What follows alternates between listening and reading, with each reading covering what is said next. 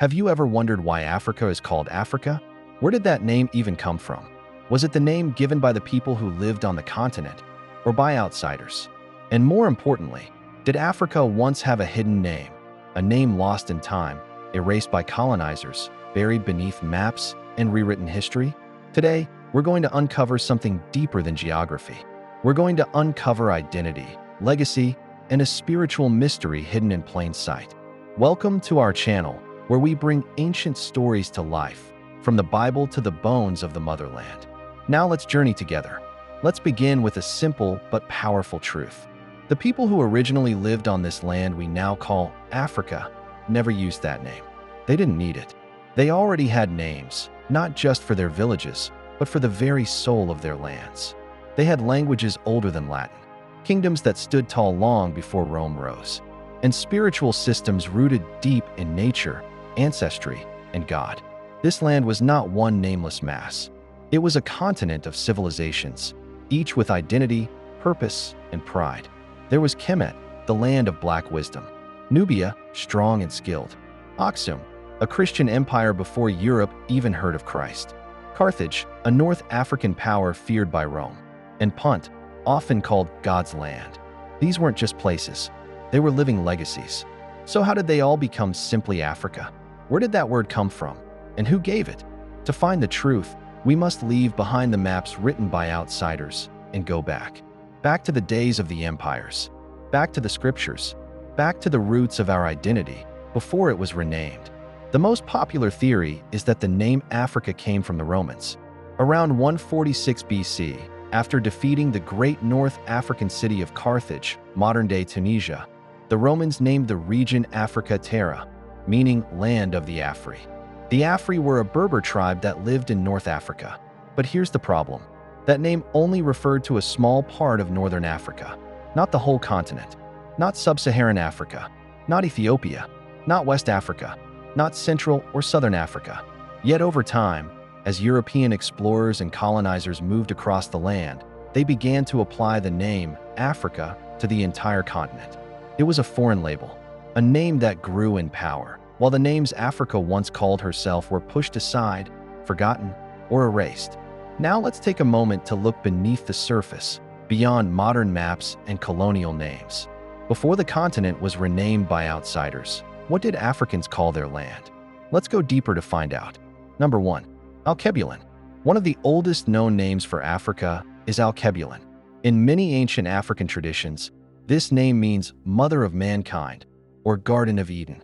It is believed that the name Alkebulan was used by the Moors, Nubians, Ethiopians, and other early civilizations across the continent. Unlike the name Africa, which was introduced by foreign powers, Alkebulan was a name of pride, identity, and divine origin. It wasn't imposed by colonizers. It came from within the people themselves. It spoke of purpose, of beginnings, of a land chosen and cherished. Number 2. Ta Seti. In ancient Nubia, the land was called Ta Seti, meaning land of the bow. Nubians were known as master archers, feared across Egypt and the Middle East. Number 3. Kemet.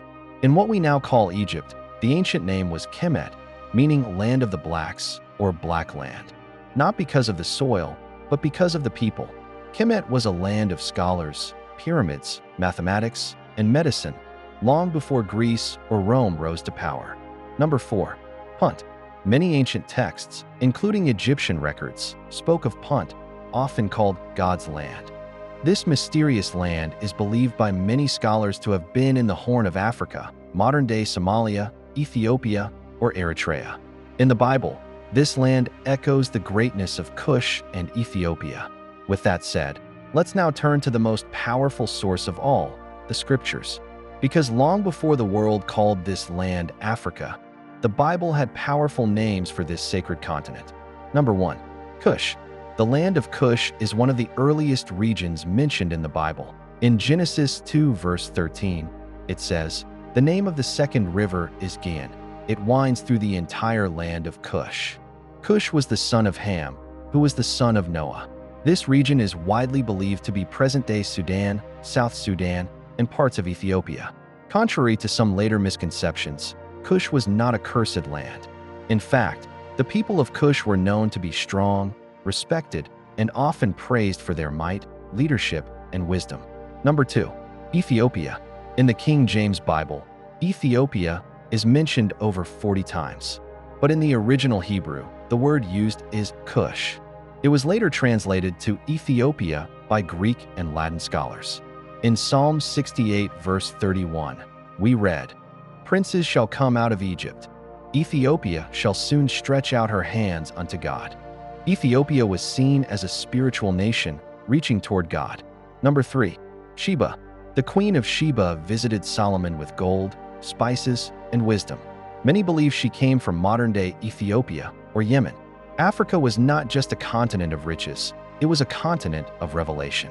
You may be wondering, if Africa once had all these beautiful and meaningful names, Alkebulan, Cush, Kemet, Punt, Sheba, then how did the name Africa become the one known around the world today? To understand this, we need to look back at a period of great change, a time of exploration, conquest, and global expansion. When European powers arrived on African soil, they brought with them new maps, new systems, and new names. Over time, they began to rename many things like cities, rivers, mountains, kingdoms, and even how communities and people were identified. These changes were not always meant to harm, but they did have deep and lasting effects. By replacing original names, much of the continent's historical identity, cultural memory, and spiritual connection to its past began to fade from view. A land once rich with sacred names and divine purpose was gradually relabeled through the lens of others, redefined in ways that sometimes overlooked the beauty and truth of its original story. This chapter is not about blame, but about restoration, a gentle call to remember, to honor, and to reconnect with the names that once spoke life over the land. Now let's reflect on something deeper, something beyond geography or politics. In the Bible, names are never just ordinary words. Names carry meaning. They carry purpose. They carry destiny. For example, Abram became Abraham, meaning father of nations. Jacob became Israel, meaning one who wrestled with God. Simon became Peter, meaning the rock. Each name change marked a shift, a new identity, a divine assignment, and a spiritual awakening. In the same way, when the name of a land is changed, it can influence how that land is seen and even how its story is told. Referring to Africa by a name that originated from outside the continent is more than just a historical note. It can sometimes lead to a kind of spiritual forgetting, not out of anger or blame, but with humility and truth.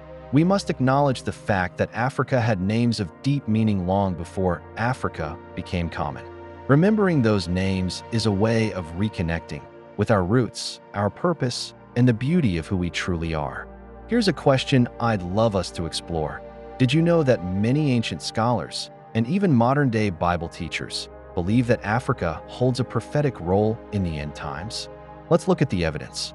First, Zephaniah 3 verse 10 says, "From beyond the rivers of Ethiopia, my worshippers, the daughter of my dispersed people, shall bring me offerings." Secondly, in Acts 8, the Ethiopian eunuch was one of the first Gentiles to receive the gospel, even before it reached Europe. And lastly, Jesus himself spent part of his childhood in Egypt, not in Europe or Asia. Africa was never an afterthought in God's plan. It stood at the very center of divine history. So what was Africa's true name? Was it Alkebulan? Was it Cush? Was it Kemet, Punt, or Ethiopia?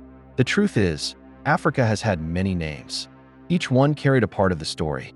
Each one reflected a side of the soul. Alkebulan meant the mother of mankind. Cush represented the strength and kingdom of black excellence. Ethiopia symbolized the spiritual light reaching out to God. Kemet spoke of the land of black wisdom and divine science. And Punt was known as the land of God's presence. These were not just poetic names. They were spiritual titles, full of meaning, identity, and purpose. And they remind us that before Africa was ever labeled by the world, it was already chosen by God. You might be wondering, why does this matter so much? Here's why. Number 1, because when we lose connection with our name, we often lose sight of our purpose. Number 2, when we forget our history, it becomes easier for others to shape the narrative for us. And lastly, when we lose touch with our spiritual identity, we may begin to feel disconnected, as if we don't fully belong, even in our own land. Understanding the hidden name of Africa is about more than just knowledge. It's about rediscovering truth and reconnecting with purpose. It's about nurturing a new generation that sees the continent not through the lens of limitation, but through the eyes of blessing. Not as a place forgotten, but as a land called and cherished. Africa's destiny does not lie in the past alone. It stretches forward, full of promise. But in order to move ahead with strength, we must first remember who we truly are. As we come to the end of this remarkable journey, we must recall that Africa's hidden name is not just a fact, it's a revelation. It reminds us that we come from a land of wisdom, of faith, of kings and queens, of prophets and priests. Before the world ever called her Africa, God had already called her blessed. So let us speak her true names again. Let us teach them to our children. Let us write them on our hearts. And may Africa rise, not just in power, but in identity. If this touched you, don't forget to subscribe to our channel, where history, heritage, and the Holy Word come together. Thank you for watching, and I will see you in the next video.